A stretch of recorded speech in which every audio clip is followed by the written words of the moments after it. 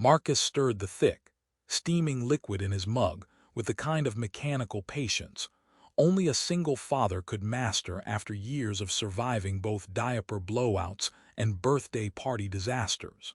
The cafe around him hummed with activity, a subtle chorus of hissing steam, clattering plates, and the occasional metallic buzz from a hovering server drone weaving through tables. The place smelled faintly of toasted synth bread and ozone, the combination somehow comforting, like home if home had been constructed in zero gravity. He had come here on a whim, hoping for a quiet corner to think, maybe catch up on interstellar news, maybe just stare at the glowing holoscreens flickering overhead without anyone judging him for picking at the same square of artificial cheese 3 times in a row. That's when he noticed her. She moved through the diner with a careful grace that betrayed years of practice, but her hands betrayed her nerves, subtle tremors, like a tiny pulse running through each finger. Her hair, black and glossy, caught the neon lights, but it was the ears that drew him in, long and tapered, sliding out from under her hair like delicate sculpted crescents. Marcus blinked once-twice, as if reminding himself that his tired brain wasn't malfunctioning. Alien or not, she looked startlingly human otherwise, warm brown eyes, high cheekbones, a smile that flickered in and out as if testing the waters of the crowded room. Marcus sipped his coffee, muttering to himself about the unpredictability of the universe. And they said parenting was the hardest job. Try reading alien body language while holding a toddler hostage in the candy aisle. He muttered under his breath, earning a confused glance from a nearby patron who looked like a cross between a crustacean and a jet engine. He shrugged and returned to watching her. There was something magnetic in the way she navigated the crowded tables, the way she flinched slightly whenever a tray tipped too close, the way her eyes darted toward the kitchen as though expecting someone, or something, to burst out at any moment. He waited, letting her move past him a few times, each pass increasing his curiosity. By the third circuit, he had made up his mind. The man needed answers, or at least a decent story to tell at his daughter's next birthday party, something involving aliens, tremors, and improbable heroics. He waved a hand awkwardly, almost spilling his coffee in the process, and when she approached, he offered the kind of half-smile that mixed hope, humor, and a little desperation. "You're shaking," he said, careful to keep the tone casual. "Not from the coffee, I hope, though if you are, I can vouch for it being dangerously caffeinated." Her ears twitched sharply, and she froze mid-step, the tray in her hands trembling. For a moment Marcus panicked, worried he'd offended some sacred alien etiquette involving caffeine or eye contact. Then, cautiously, she replied in a voice soft as wind through synthetic leaves, "It's nothing. Just clumsy, that's all." Marcus leaned back, feigning casual interest while silently judging the clumsy excuse for the galactic ages. "Clumsy, huh? You know, I've seen humans trip over their own feet in zero-G. Makes clumsy look heroic by comparison." He tried a grin, "Though I guess I haven't seen someone spill a tray without a single drop touching the floor. That's impressive in a terrifying way." She blinked at him, a faint flicker of amusement crossing her face. Her ears twitched again, a little less sharply this time, and Marcus felt a small victory. He took another sip of coffee, this time deliberately slow, giving her the chance to speak. "You're funny," she said after a pause, almost testing the word in her mouth. "Most humans don't say things like that in these situations." Marcus chuckled, scratching the back of his head. "Yeah, I get that a lot. Especially in situations involving trembling alien waitresses. Guess I've got a niche talent." She smiled, really smiled this time, and for a fleeting moment Marcus thought he saw the weight of fear ease slightly in her posture. That was when she began to speak, carefully, cautiously. Small details first, her name, Leora, and that she was far from home, exiled, hiding. Her trembling wasn't just nervousness, it was survival, the kind that made every flicker of light a potential threat. Marcus listened, half terrified, half intrigued, and threw in humor wherever he could. "So basically, I'm witnessing an intergalactic soap opera live, with a side of synth fries. Got it. Her ears twitched with a soft laugh, and Marcus felt the shift. The tension in the air didn't vanish, but it softened, folded into tiny pockets of shared humor. As she moved away to tend another table, Marcus realized he was watching her more closely than any coffee cup, more intently than any galactic news feed. Her story was larger than him, larger than the diner, but somehow in the quiet flickers of laughter and tremors, they had begun to connect. By the end of the day, Marcus understood one thing clearly. The universe had a sense of humor, but it also had a way of putting the right people in the right place at the right time. And today, that meant a trembling alien waitress and a single father who was more curious than cautious, more amused than afraid, standing on the threshold of something neither of them fully understood yet. The neon lights hummed overhead, the drone servers buzzed past, and Marcus couldn't help but grin. Tomorrow, he thought, he would probably spill coffee.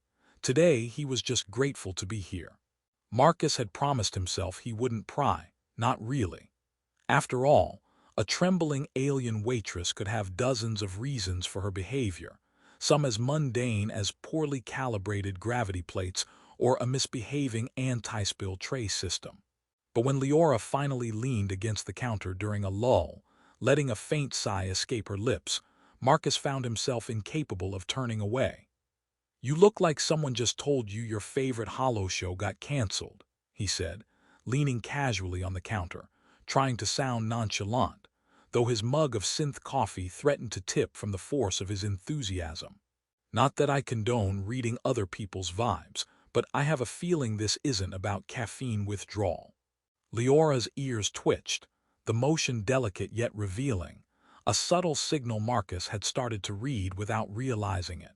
"It's complicated," she admitted, her voice barely above a whisper, like a wind brushing against fragile wires. "I'm not used to humans noticing." Marcus raised an eyebrow, a smirk tugging at the corner of his mouth. "Notice you. I once noticed a micro-black hole forming in a customer's leftover dessert. Harder to ignore than trembling fingers, trust me." Leora's lips twitched, almost a smile, and Marcus counted it as a small victory. Humor was, in his experience, the duct tape of awkward interspecies interactions. She began slowly, cautiously, as if each word were a delicate crystal she feared shattering.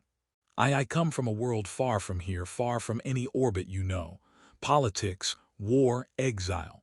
My people, they expect me to guard something, a secret, something that if discovered could destroy lives." Her eyes flicked nervously toward the kitchen, where a hovering food drone hummed its constant, mechanical melody. Marcus nodded slowly, trying to keep pace with her words while simultaneously trying to find something light to say. "Ah yes, galactic secrets, always a blast.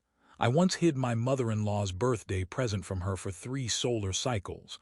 Comparable stress, really, except the fate of your species is slightly more consequential." Leora chuckled quietly, the sound soft and rare, like the first drops of rain on a metallic roof. Her ears twitched with amusement, and Marcus felt a rush of pride that he'd managed to lighten a fraction of the weight pressing down on her. She told him about the dangers she'd escaped. Assassins who tracked her through star lanes, bounty hunters who relied on psychic sensors, and a shadowy council that could erase identities with a single data pulse. The more she spoke, the more Marcus realized that her trembling wasn't simple nervousness. It was survival encoded in muscle memory, a constant alert for threats only she seemed capable of detecting. "So let me get this straight," Marcus said, raising his hands in mock surrender. "You're basically an intergalactic spy/guardian/exiled princess in disguise, and you serve coffee on the side. I mean, talk about multitasking. I can barely handle cereal without creating a minor food catastrophe." Leora laughed again, louder this time, the sound a rare vibration that seemed to fill the small diner with warmth. "Yes, something like that," she said, shaking her head lightly. It's hard to explain." Marcus leaned closer, lowering his voice conspiratorially. "Hard to explain. Try harder." I've survived diaper explosions, zero-G field trips, and a toddler's meltdown over quantum slime.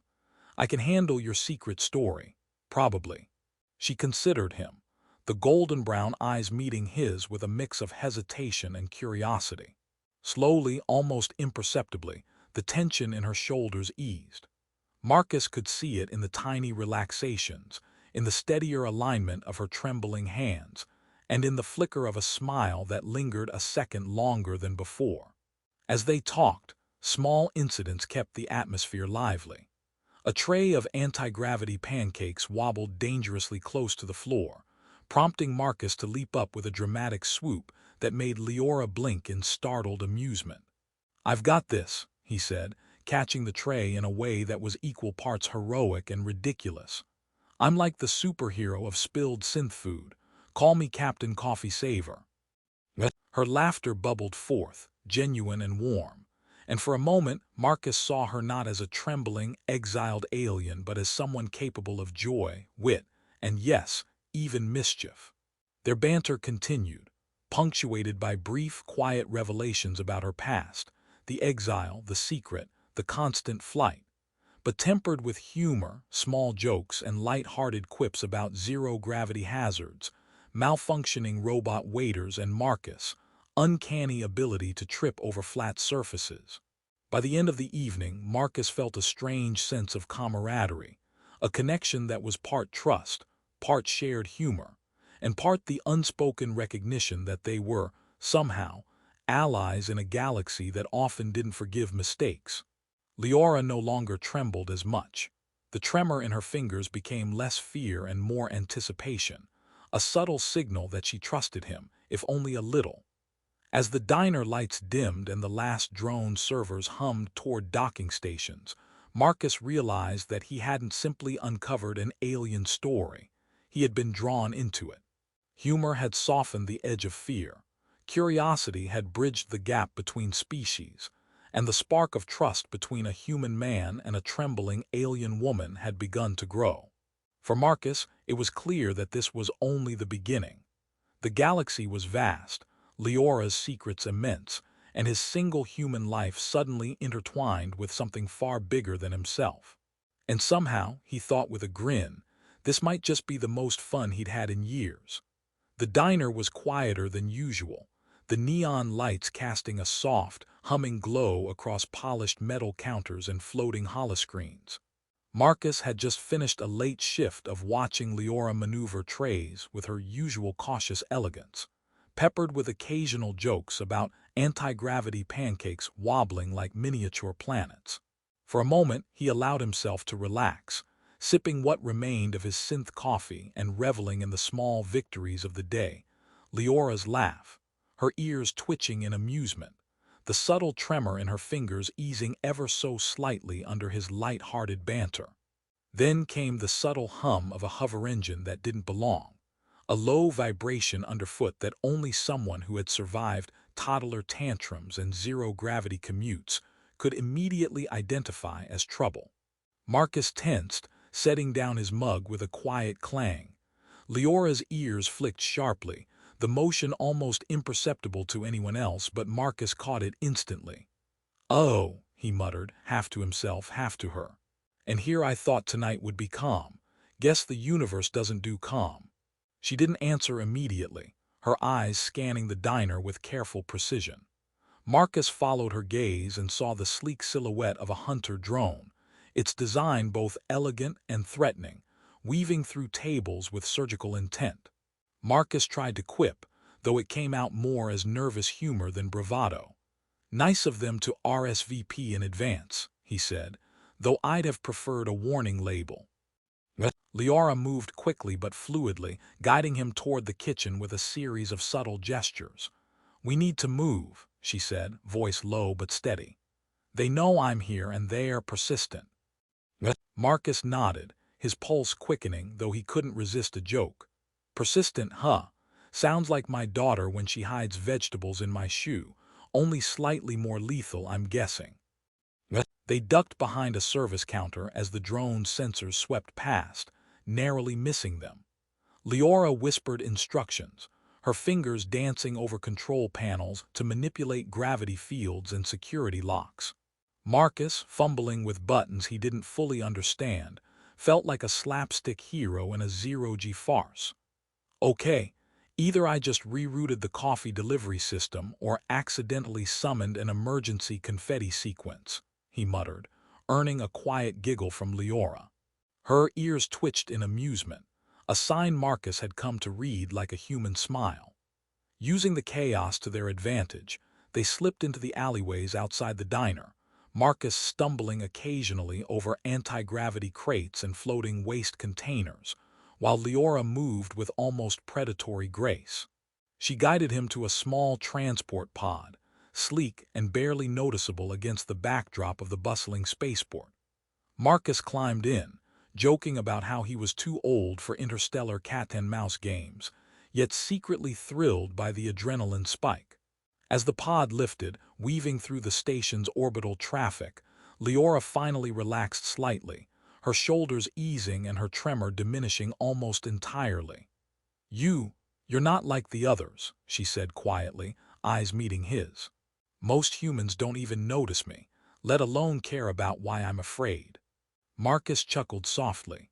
"Well, I've always been good at noticing the overlooked, part of the single-parent survival package. You'd be surprised what a little observation and humor can do for intergalactic diplomacy." He winked, and for the first time, Leora laughed outright, the sound blending with the soft hum of the pod's engine. They navigated through the orbital lanes, evading pursuers with a mixture of clever misdirection and improvisation, Marcus throwing out distractions, while Leora guided the pod through precise gravitational slingshots around cargo containers. She revealed quietly that the data shard she carried contained truths capable of dismantling a corrupt council back on her homeworld, secrets that could not fall into the wrong hands. Marcus listened, contributing quips that made the high-stakes chase feel oddly like a game. "So basically, you're holding the galaxy's most sensitive Wi-Fi password, and I'm your untrained tech support. Got it. Easy enough." Eventually, they reached a safe docking bay, where Leora's allies, small, nimble agents from her homeworld, were waiting. She handed over the data shard with a solemn nod, a gesture heavy with responsibility yet tinged with relief. Marcus stayed close, noting how much she had relaxed, how her tremor was gone entirely now, replaced by a quiet confidence that radiated in her every movement. "Thank you," she said softly, turning to him, "for noticing. For trusting me enough to follow." Marcus grinned, brushing a lock of hair from his forehead. "Trust? I'm just glad I didn't trip over my own feet during all that. Though if I did, I like to think it would have been heroic in a very human way." She laughed again, a sound that filled the docking bay like sunlight through a prism, and Marcus realized how much he had changed. He had gone from a single father, wary and self-focused, to someone capable of empathy beyond his species, someone willing to step into a galaxy far larger than his own problems and make a difference. Humor had bridged worlds. Curiosity had built trust. Courage had become, unexpectedly, second nature. As he watched Leora and her allies disappear into the docking bay's labyrinthine corridors, Marcus felt a quiet satisfaction. He had helped someone in ways he never imagined, discovered a world beyond his own, and forged a bond that transcended species and fear. The universe remained chaotic, unpredictable, and occasionally terrifying, but he was ready for it, armed with laughter, courage, and a surprisingly steady hand. Back in the diner the next day, Marcus found himself smiling at the empty chair where Leora had once served him coffee, imagining the subtle twitch of her ears as she moved through the tables. He laughed softly, muttering to himself about the absurdity of interstellar adventures paired with synth lattes, realizing that life, however unpredictable, had become far richer for having crossed paths with a trembling alien waitress who had taught him the value of noticing, listening, and caring. The galaxy stretched out endlessly, full of danger, secrets, and adventure,